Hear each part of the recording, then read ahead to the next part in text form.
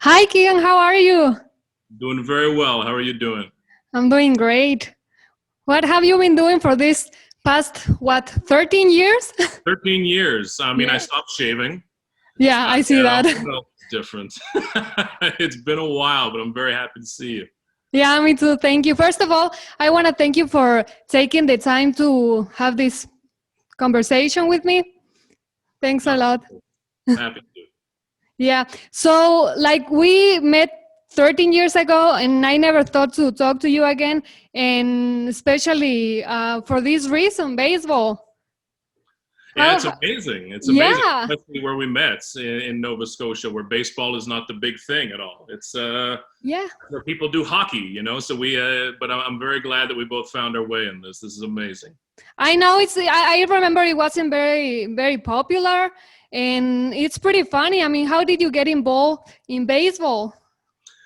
I always loved baseball growing up.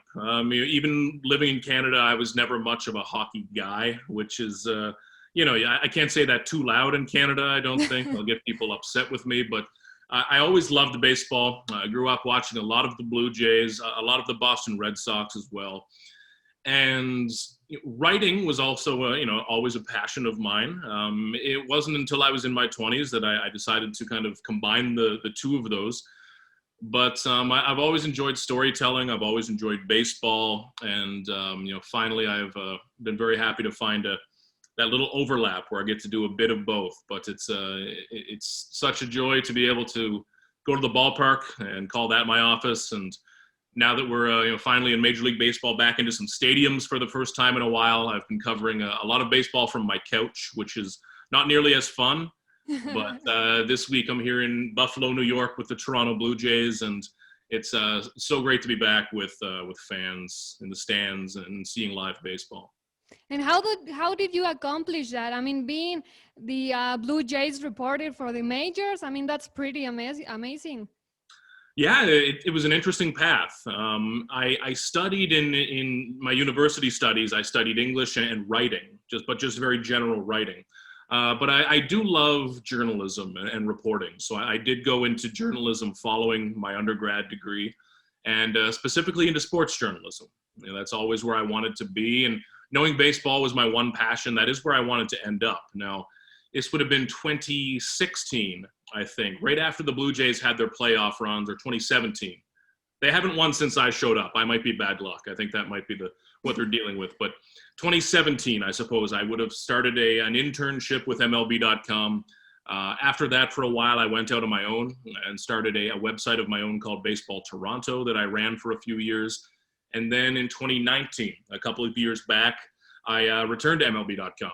I signed with Major League Baseball and have been with them since. So it's a joy to do. I get to do a lot of different things. It's whether it's something like this, or if we're doing TV, radio, every day at the ballpark, writing stories and podcasts. So it's a lot to keep me interested, a lot to keep me busy in the middle of the baseball season, as you know as well as anyone. But it's been an interesting path, but happy I ended up here.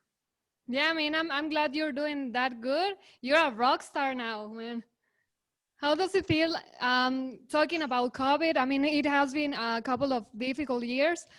How does it feel the environment in the park now that you don't, the people don't get to go like they could before? Yeah, it's amazing because for me, normally, I would be at Rogers Center in Toronto and there would be 40,000 people. And I am just kind of have my head down writing my story. And I don't really notice it anymore because when you're at the ballpark every day, you're used to hearing people yelling and screaming. It becomes normal, even though there's nothing normal about it. It becomes very normal. But after a couple of years away from that, even being here in Buffalo, and I can see a bit of the stadium outside my window there at the hotel right now, there were maybe 5,000 people in the stadium. And the first time there was a cheer, I thought, oh my God, that it jolted me. It was amazing. I'll remember that forever.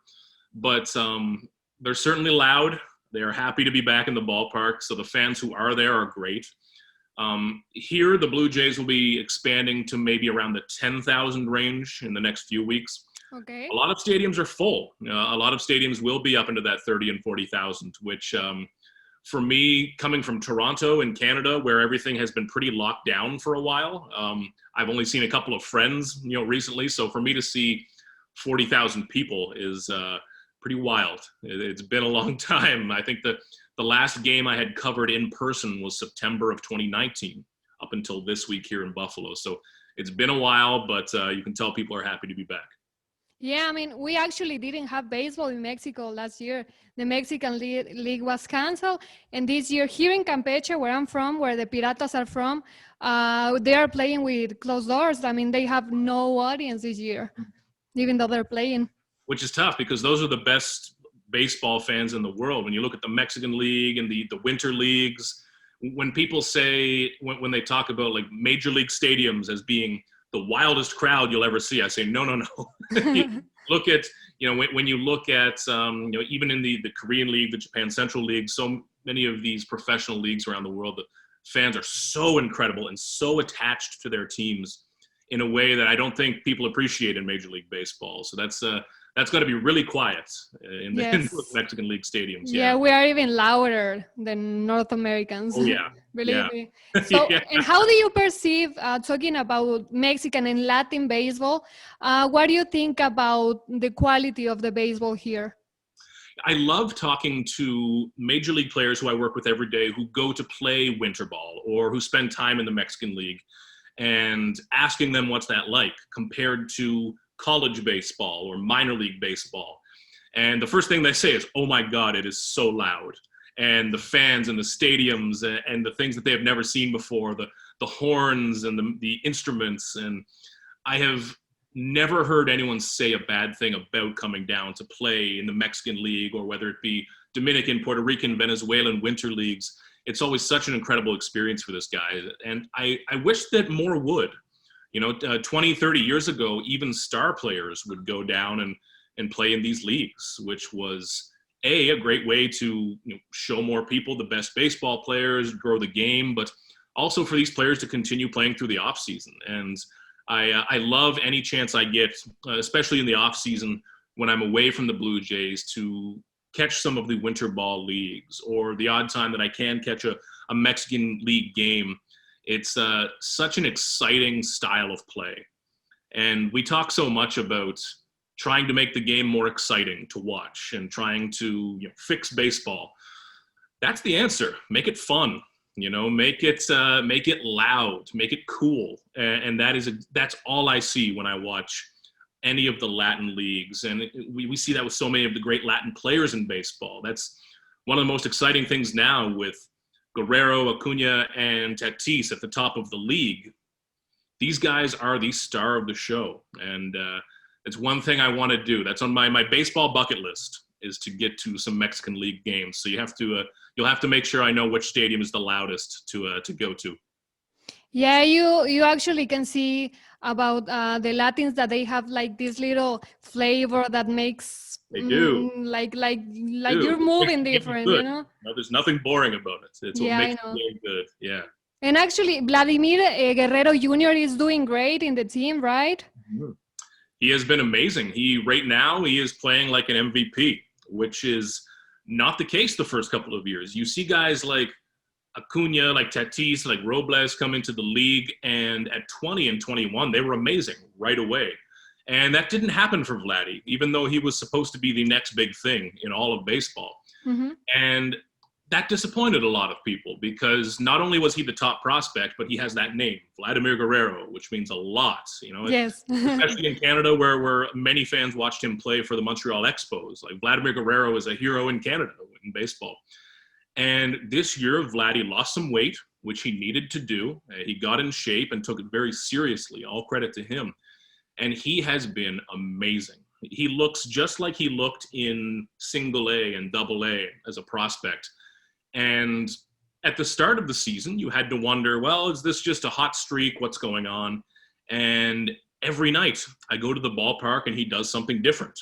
And even I am running out of ways to describe it. You can only say he is good, great, amazing, fantastic. I'm running out of words, and we still have a lot of ball games, so I need to catch up. But he has been the story of the season, really, for the Blue Jays. And what do you think that the future is for him in the with Blue Jays? I think he has an incredible future ahead. And the biggest part of that, I think, has been his defensive shift. Because when he was playing third base, it didn't work. It wasn't pretty. Nothing about it was good. And even when he moved to first base last year in the 60-game season, it was pretty rocky sometimes. So there was this conversation about, well, even if he hits, he's not very good defensively, and you don't want a designated hitter who is 22. You want him in the field. But this year, he's been playing very good defense. He has been dropping down into the splits, which I don't understand, and making some great scoops, great hands at first base.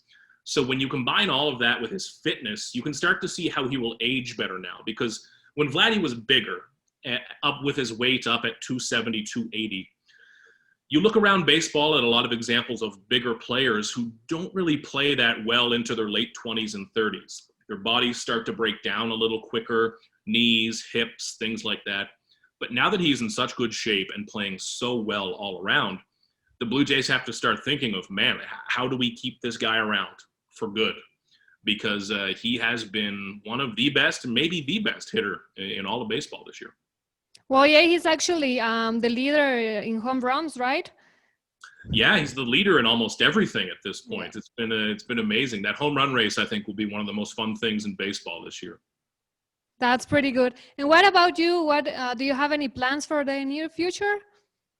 I'll be with the Blue Jays here in Buffalo for another couple of days. Then I'll be with them at Fenway Park next week, and then back in Buffalo for a little bit. So just like the Blue Jays, I am going week by week trying to figure out where I'll be. Hopefully we will all be back in Toronto at some point this season, maybe in July, August, September. We'll see.